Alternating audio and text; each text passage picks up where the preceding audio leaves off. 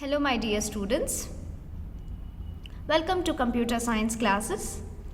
I am Sushma Viraktamat. I belong to computer science department. I do share my department with my colleague Mr. Halima Sheikh. So we will be handling computer science classes for y'all for this academic year. So before I start with the concepts, let me give you a small introduction. So in this academic year, we are going to study the C++ programming language, and we are also going to study the one more programming language, that is the HTML, Hypertext Markup Language. Okay, so in this first PUC, we have almost 4 units to cover. That is Unit A, that is the fundamentals of computer. Okay. Unit A, that is the fundamentals of computer. Unit B, we are having problem solving methodology. Unit C, programming in C++, and then Unit 4, that is elementary concepts of word processing, spreadsheets and web designing. Under Unit A, we have almost 4 chapters. That is, the first one is overview of computer. Second is input, output and memory devices. Third is data representation. Fourth one is software concepts. So these all the chapters we need to discuss under the Unit A, that is the fundamentals of computer. Then we do have the Unit B as the problem solving methodology. And under Unit C, we have the chapter that is object oriented concepts. Okay. Then we have introduction to C++, data types, input and output operators, then we have control statements, then we have arrays, okay, then we have the functions to discuss, then user defined functions, okay, the lastly is structures. So all these chapters come under the, that is Unit C. Moving on to the last unit, that is Unit D, that is the elementary concepts of word processing, spreadsheets and web designing. So here we are going to study about the word processing, okay, the spreadsheet, then web designing. So these 3 chapters we are going to cover under the Unit D. So total we need to discuss about 4 units, that is A, B, C, D. Under that we have to cover almost 17 chapters. Okay. So today we are going to begin with the first unit, that is Unit A, that is the fundamentals of computer. Under this we are going to begin with the first chapter, that is overview of computer. So under this chapter we are going to study what is computer, certain important terminologies related to the computer like data, information, hardware, software. Then we are going to discuss about the characteristics of computer, evolution of computer. Evolution in the sense, before the computer system had come into existence, there were many computing devices were there. So about those devices we are going to cover under the topic, that is evolution of computer. Then we need to study about the block diagram of computer. Okay, then the generations of computer, classification of computer, and finally the applications of computer. So all these topics we are going to discuss under the chapter, that is the overview of computer. The total weightage given to this chapter is 8 marks. So it is very important from your exam point of view. So let us begin. So I hope all of you know what is computer, and at least they commonly used the different parts of the computer. So here the main important part of the computer system is the CPU. CPU actually stands for Central Processing Unit, which is also called as the brain of the computer, and this is the monitor, which is an output device, isn't it, through which we are able to see the output data.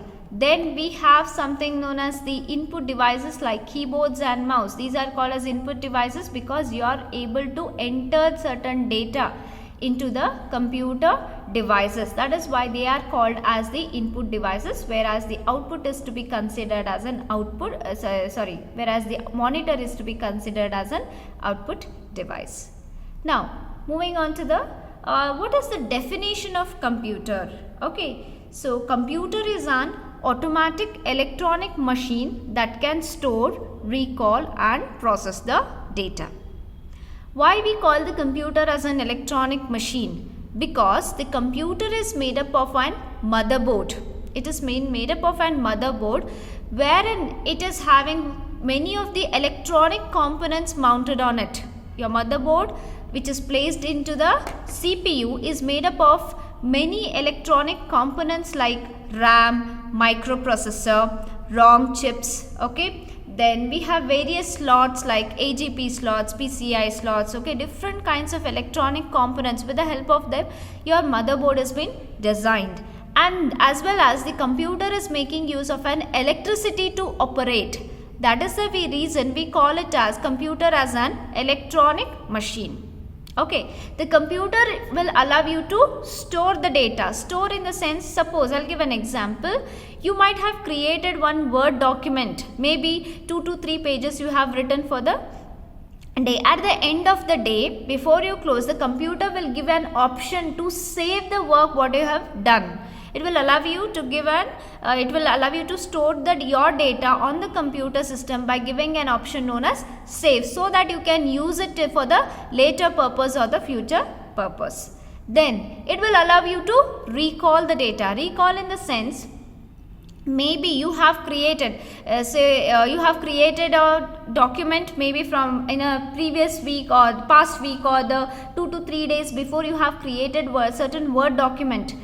But today you are coming and you want that particular document to be it to be open. It should be available onto your computer system. Then this computer will allow you to fetch those contents, or it will help you to open that particular file. That process is nothing but recalling. Then processing in the sense, suppose you provide any input to your computer system, it will perform the necessary calculations and it will produce the output, that is useful information to the users. That is nothing but processing of data. That is why the computer definition is, it's an automatic electronic machine that can store, recall and process the data. Now computers can perform the task and it can perform any complex calculations according to the set of given instructions or the programs. That means computer cannot think on its own. Okay, it cannot make any decision on its own. It cannot perform any kind of calculations on its own until and unless we give certain set of instructions or the programs. Once you give the instructions or the programs, according to the given set of instructions or programs, your computer will work. By itself it cannot think. Okay, that is why what is this terminology, this programmer? Programs are nothing but they are the set of instruction given to the computer to perform certain particular task. Okay, I hope you are able to understand. Moving on to some more important terminologies, that is data and information. You might think that data and information both are same. No, there is a difference between the data and information. So data is nothing but it's the collection of unprocessed items, okay, which can include text, numbers, images, audio and the video. Or you may also define the data as the collection of raw facts like figures, statistics, which has to be processed. Such kinds of item I usually refer it as an data. Unprocessed data items in the sense, for example, if I give the two words like Satish 15. When I give this words like Satish and 15, what do you understand by that? Looking at the word Satish, you may understand that it's the name of the person. But what this 15 is representing? It's not the complete day information that you're getting right from it. So 15 might be weight, it might be height, or it might be age. Now certain data that has to undergo processing, such kind of item I usually refer it to as an data. Now Satish and 15, they are the raw data. Okay, so if this data, if it is undergoing the processing, so after processing I will get an useful information as name is equal to Satish, age is equal to 15. Now this is nothing but the complete information, wherein you are able to make out from that that particular data, that is name as the Satish and then age as 15. I hope you are able to understand. Then this kind of data I can refer it to as the computer processed data. I can refer it to as an information. Okay, so data is nothing but it's a collection of unprocessed items which can include the text, numbers, images, audio files, or it might be any raw facts, figures, or the statistic. One more example I can give. When you take any snapshot, okay, so once you look at it, it might be blur or it might be red eye, okay, it might have come very dull, it might have come very dull. In that case, what you do is you will open particular application software and you try to edit that image, isn't it? So that whatever the image you have taken at the initially when you took the snapshot, now that kind of data I can refer it as a raw data. It's an unprocessed data. So using, maybe you might have used the Adobe Photoshop. Using that particular application software, you may edit your photo and finally prepare a final snapshot to upload. So that nothing but whatever after editing what image you got is not that data. I can usually refer it as an information. So therefore the definition of information may be like, it's the computer processed data is called as the information that is conveying certain meaningful information to the user so that the user can take any particular decisions. And then I can refer such kind of items, I can refer it as an information. One more example I'll give you. If I take Rajesh 15, physics 10, chemistry 20. This is nothing but the raw data. By looking at now Rajesh, you may know that is maybe his name, 15 may be age, physics 10 means physics is a subject, 10 is the marks, then chemistry is a subject, then 20 is the marks. By looking at this you may understand. But for the person who doesn't know what exactly this, now I can consider this as a raw data. Now when I give this raw data to the computer will perform the calculation and it will produce an useful information. Like how it will produce: name Rajesh, okay, age is equal to 15, physics is equal to 10, then chemistry is equal to 20. Apart from this, it will perform the calculations.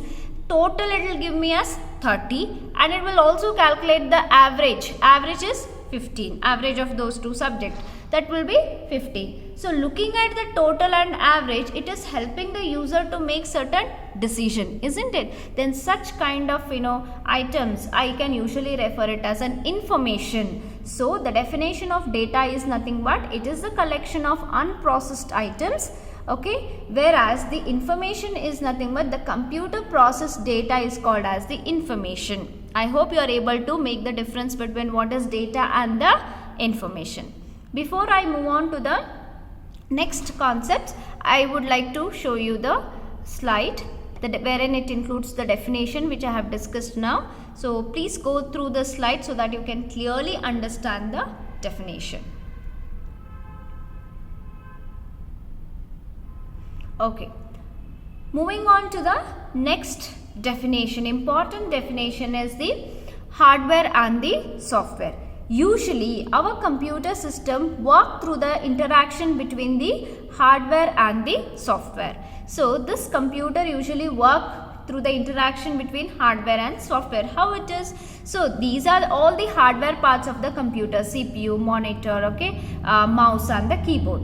Now where is the software? Software is nothing but your operating system.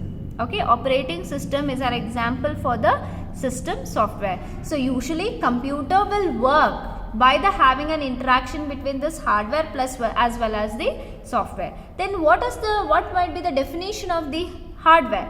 Hardware, that is nothing but they usually refer to the parts of the computer that you can see and touch, or you can also refer the hardware as they are the physical components of the computer system that you can physically see and touch. Then such you can refer them as the hardware, isn't it? Your CPU, monitor, mouse, keyboard, all they are the physical components. You can touch and feel them, so they are being referred to as hardware. So what is the functionality of this hardware? Hardware actually, it translates the instructions and performs the calculation. So you may think, which is a part of the hardware that is helping you for the translation and performing calculation? It is nothing but your CPU, central processing unit. So whatever the data you are entering through the keyboard and mouse, okay, computer system will accept the data.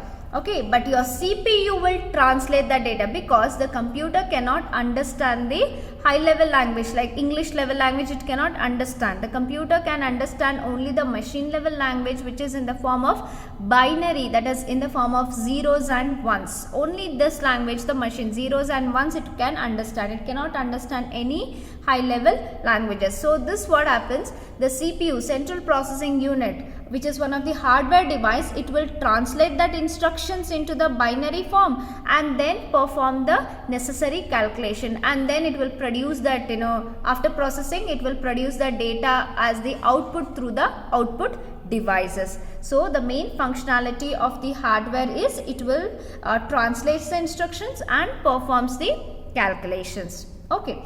So what are the examples of the hardware devices? Is nothing but keyboard, mouse, printer. Okay, some of the hardware devices I can show, other hardware devices. You can see here monitor, okay, webcam, speakers, mouse, keyboard, microphone. Okay, this is microphone, and then modem, which is helping for you to connect to the internet connection. This is external hard disk.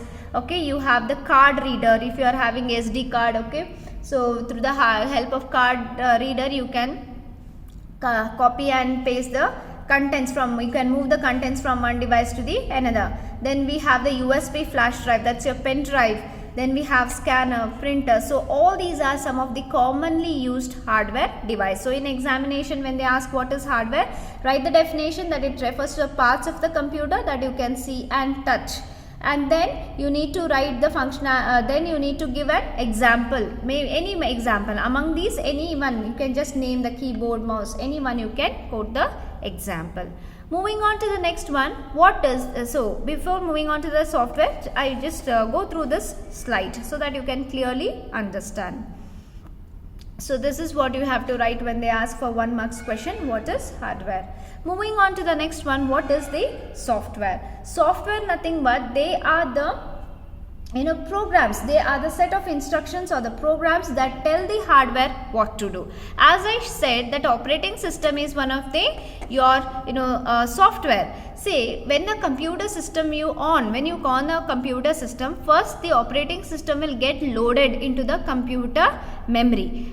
Once the operating system is getting loaded into the computer memory, what it does is it monitors and controls all the operations of the computer as well as the devices of this computer. Means it will see to that whether the keyboard is getting on, whether the mouse is on or no, whether the monitor is getting on or no. That will be the work of the operating system, software. So software is nothing but, it actually is operating system is nothing but, again, it's a set of instructions or the program that tell the hardware what to do. So we have two types here. One is the system software, one is the application software. First I'll be discussing about the application software. Application software is nothing but they consist of the programs that designed to make the users more productive or assist them with their personal task. Example, I'll give an example for application software like Adobe Photoshop.